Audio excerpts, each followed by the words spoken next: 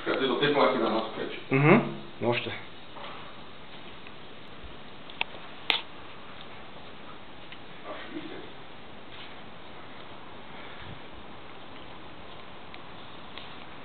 Ale môžem vás zamyslieť jednu vec, mladí muži. No. Máte asi jeden z najprofesionálnejších prístupov k tomuto.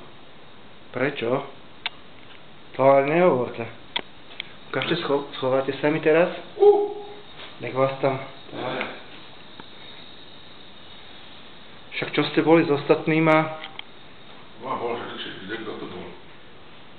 Jak akože taký inakší? Taký, že aj metráže, aj tie otázky, také... A to druhice akože... Nepýtali vôbec pivnice, nemali to. Jak je to možné?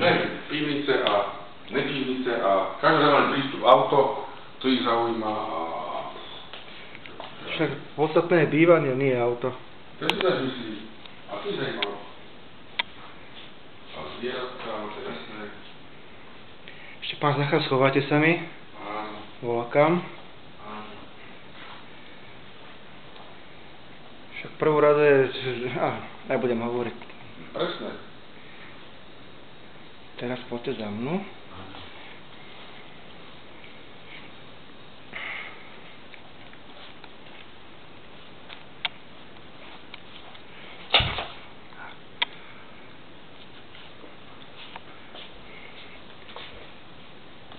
A toto všetko dostáva. A ešte... Nech sa obraz zodrahý. Ešte sa toto schovajte do rohu.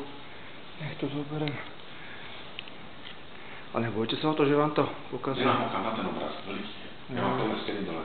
Nemám ho kam dať. Keď je tu, jak sa hovorí, núdzovo. Nemám ho kam dať.